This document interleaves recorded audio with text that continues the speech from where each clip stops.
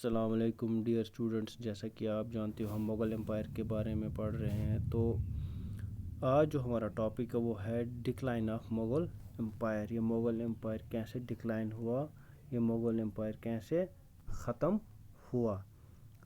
کہتے ہیں during the reign of Muhammad Shah the empire began to break up and the vast tracts of central India passed from Mughal to Maratha hands۔ کہتے ہیں جب محمد شاہ کا دور تھا، محمد شاہ کی حکمرانی تھی، جو یہ مغل امپائر تھا یہ began to break up، یہ ٹوٹنا سٹارٹ ہو گیا، اور جو بڑے بڑے خطے تھے سینٹرل انڈیا کے جو مغلوں کے پاس تھے وہ from Mughals to pass on ہو گئے کن کے پاس؟ مراٹھا کنگز کے پاس، in the hands of Maratha Kings.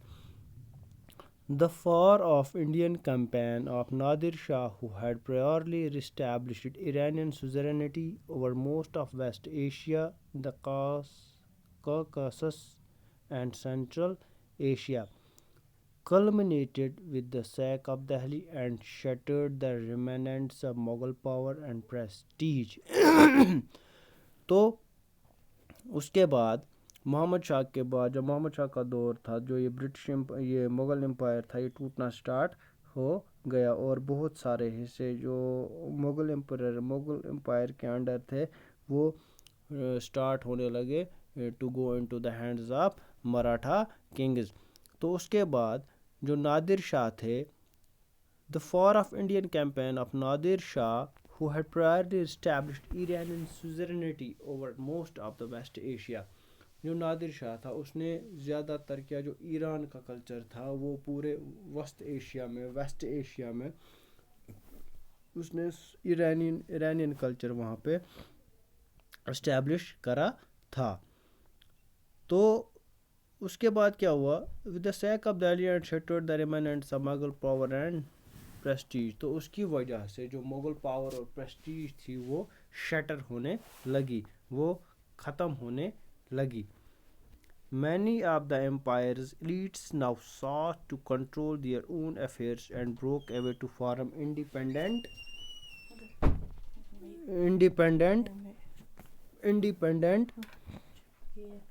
kingdoms۔ تو اس کے بعد کیا ہوا؟ Mughal power and prestige Many of the empire's elites now sought to control their own affairs and broke away to form independent kingdoms, but according to تو اس کے بعد کیا ہوا؟ many of the empires، جو بہت سارے جو مغلوں کے پاس جو بھی امپائرز تھے یا ایلیٹس تھے، now sought to control their own affairs، انہوں نے جو بھی وہاں پہ ایلیٹ گروپ تھا تو نادر شاہ کے بعد انہوں نے کیا کیا، انہوں نے جو بھی ان کے افیئرز تھے whatever they have their affairs and so on, تو انہوں نے کام کیا، انہوں نے کیا جو اپنے افیئرس ان کے تھے وہ خود بخود وہ حل کرنا انہوں نے سٹارٹ کر دیا، and broke away to form independent kingdoms. تو اس کے بعد انہوں نے علیحدہ ہو گئے، they separated from the Mughal empire and started to make their own kingdoms. تو اس کے بعد انہوں نے اپنی حکومتیں اپنی یہ کنگڈمز انہوں نے خود بنانی سٹارٹ کر دی۔ But according to Sugata Bose and Aisha Jalal, the Mughal emperor, however, continued to be the highest manifestation of sovereignty۔ تو اس کے بعد کہتے ہیں according to جو سگاتا بوس اینڈ عائشہ جلال تھے، تو انہوں نے کہا the Mughal emperor however continued، Mughal emperor اس کے بعد ٹوٹنے کے بعد بھی وہ کنٹینیو کیا رہا؟ highest manifestation of sovereignty۔ After the breakdown of Mughal Empire, Sugata Bose and Aisha Jalal said that after the breakdown of Mughal Empire, they are still the highest manifestation of sovereignty. Not only the Muslim gentry, but the Maratha, Hindu and Sikh leaders took part in ceremonial acknowledgements of the emperors as the sovereign of India۔ کہتے ہیں جو highest manifestation of sovereignty تھا، not only the مسلم، نہ کہ مسلمان بلکہ مراٹھا، ہندو، سکھ leaders, جنہوں نے سیریمونیل ایکنالجمنٹس میں ان ایمپررز کا ساتھ دیا اور ان کے شانہ بہ شانہ کھڑے ہوئے۔ تو یا آپ نے اس میں ہم نے پڑھا کہ ہاؤ مغل جو امپرر تھے یا مغل امپائر تھا وہ کیسے ڈکلائن سٹارٹ ہو گیا. تو اس میں ہم نے یہی پڑھا. تو اس کے بعد آتا ہے ہمیں کازز آف ڈکلائن. یہ کیوں ڈکلائن ہوا, وجوہات کون سی تھی جس کی وجہ سے جو مغل امپائر ہے وہ ڈکلائن ہوا.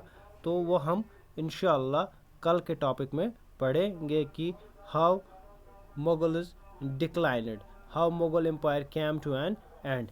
تو اس میں ہم نے تھوڑا سا پڑھا کہ مغل امپائر کیسے, کن کے ہاتھوں سے اور کیسے اور کیوں تو ہم کل پڑھیں گے کیسے ڈکلائن ہونا سٹارٹ ہو گیا, وہ ہم نے آج پڑھا. تو کل انشاءاللہ ہم پڑھیں گے causes of decline.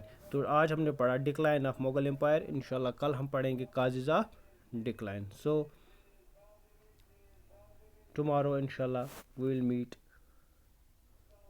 Thanks for today.